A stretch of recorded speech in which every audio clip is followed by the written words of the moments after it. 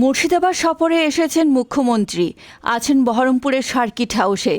দুপুরে হঠাৎই সামনেই গান্ধী কলোনির এক মৃৎশিল্পীর কারখানায় ঢুকে শিবের মূর্তিতে মালা পরিয়ে দেন এবং প্রতিমা শিল্পীর সাথেও বেশ কিছুক্ষণ কথা বলেন।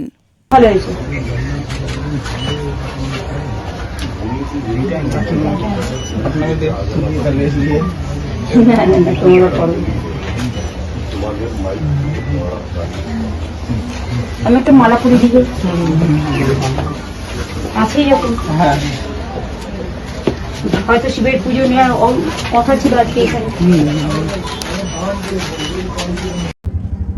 উনি এর আগে অনেকবারই এসছে, কিন্তু আমার এখানে ঢুকেনি। আজকে হট করে যাই হোক আমাদের এই ঠাকুরের কারখানা দেখে, ঠাকুর দেখে হয়তো যাই হোক ঢুকেছে। ঢুকে এইসব জিজ্ঞাসাবাদ করছিল যে কাজ কতদিন ধরে করা হয়, কাজে কেমন কি জীবনযাপন চলছে, এইসবগুলো সব জানছিল। কতদিন ধরে আমি কী কাজ এই কাজ নেমে করছি। আমি বললাম যে আমি মোটামুটি 30 বছর ধরে আমি এই কাজ করছি। এই কাজ করে মাসিক আয় কত কেমন কী হয়। আমাদের মাসিক আয় বলে তো সেরকম কিছু নেই। সিজনে আমরা যে ব্যবসাটা যা করি, যেটুকু হয় ওই দুর্গাপুজো থেকে কালী পুজো পর্যন্ত, সেটাই আমরা গোটা বছরটা অ্যাভারেজ করে চলি। আর এই মাঝে মধ্যে এই যে এরকম শিব ঠাকুর, কালী টালি, অমাবস্যা এইসব হয়, তো এই এক সংসারটা চলে যাচ্ছে কোনো রকম। উনি আসলেন তখন প্রায় 2:30 পৌনে 3টে হবে। না, সাগর হাউসে প্রথমে ঢুকেছিল, ঢুকে বেরিয়ে হঠাৎ কী জানি কী মন হলো, আমার এই ঠাকুরের কারখানাতে এসে ঢুকলো। এসে আমাকে জিজ্ঞেস করলো ওই কথাই, দিয়ে এসব দেখছিলো সব ঘুরে ঘুরে, এসে ছাঁচ টাচ কীভাবে তৈরি করে। আমিও এইসব কাজের মধ্যে একটু জানি, এইসবগুলো বলছিল যে আমার এই শিব ঠাকুরটা আজকে ডেলিভারি হওয়ার কথা ছিল।